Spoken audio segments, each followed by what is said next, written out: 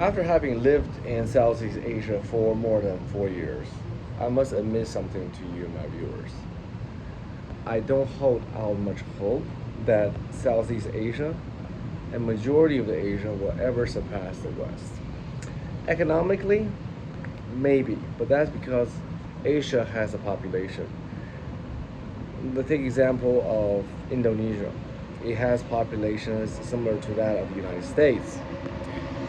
So, if Indonesia ever catch up to, let's say, 50% of GDP per capita, it will still be a very, very wealthy nation with a lot of resources.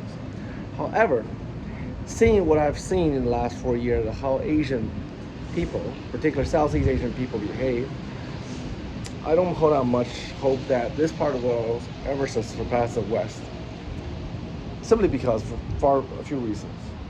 One, people are darn lazy, damn lazy.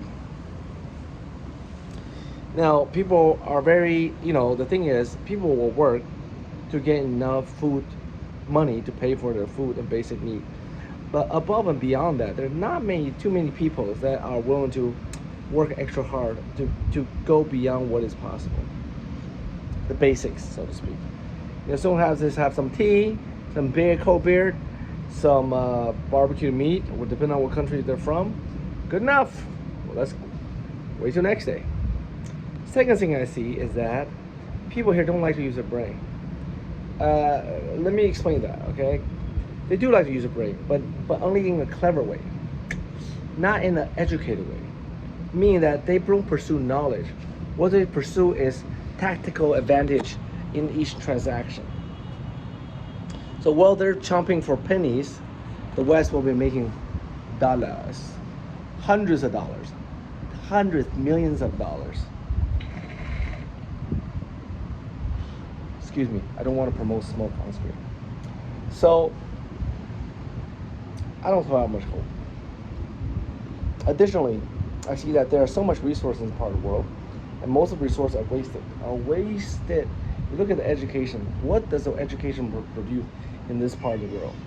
A lot of wasted human beings. These humans would be better if they did not go to school, but went to the workforce and learned some real skills. Real skills that can improve their life, like carpentry, like mechanics, like anything to do with their hands. Because soon they have some supposedly formal education in a university, or a school, now they don't want to get their hand dirty. They basically want to go from peasant farmers to Elon Musk in one generation. Less than one generation. In one fell swoop. There's no accumulation of knowledge. There's no accumulation of anything. And as much as I love to say Asian power and let's be proud to be Asian and let's work to be the most productive, successful race on this planet, at least in my lifetime, I don't see this happening. I believe in my lifetime, maybe next 40 years, I'm counting, the Western world still will be number one. Yeah? On an individual level. On an aggregate level, maybe some Asian country will surpass the West simply because they have the population numbers. But the quality on an individual level will be much lower than the West. Yeah, I said it. What can I do? I cannot change the system, right?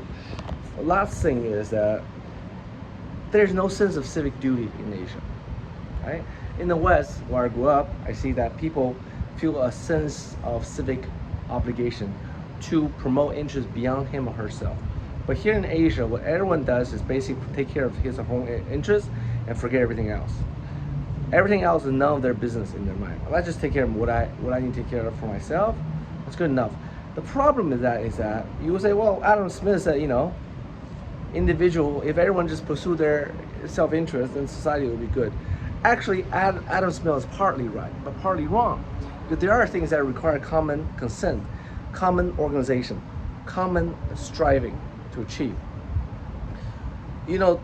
Southeast Asia inherit a lot of the good Western institutional systems, such as democracy, but those things require civic duty. people who have a civic mind. So without that, what you see happening in Asia, and you see it in the West too. To be fair, it also happened in the West, but to a lesser degree. In Asia, it becomes extreme. Is that people pursue these offices through relationship, cronyism, corruption, and once they go into office, these offices, they milk them for as much as they're worth until either they get kicked out through elections, or because they've been jailed, right? Because the opposition party, either because they get kicked out by the voters or because the opposition party gain enough power. And usually that doesn't happen for 20, 30, 40 years. Because as time go by, the winning party's power get entrenched, and they use that power to buy votes. And they use the money to buy votes come from their abuse of their offices, to use the national resource for private gains. You see, they get into the office, they use their power to get personal gains, and then they use the part of that money they gain to continue winning offices. So it goes on and on and on. So you said, why doesn't democracy really work in Southeast Asia? Well, because people don't give a damn about anybody except themselves. So when they go into office, all they do care about is get as much for themselves and their family and relative. That is it. Screw everybody else. How can you have a democratic system when everyone has this kind of mindset?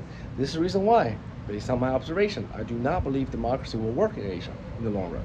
It will go back to a kingdom, a monarchy, a feudalistic society, simply because the caliber of individuals is so low that they cannot support a democracy. It needs quality to support democracy, right? People yearn for democracy, but once they have it, what do they do with it? What do they do with individual freedom and rights? When government here in Southeast Asia makes stupid rulings and force arbitrary decisions on people, what do? They take it. They don't pursue justice. They don't pursue grievances in public court and so forth. They just take it.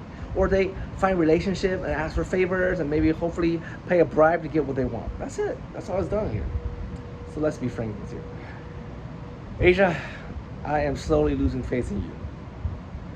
But as individuals, you can make a heck of a lot of money. It's a lot easier to compete here than in the West, especially if you are Asian. Bye-bye.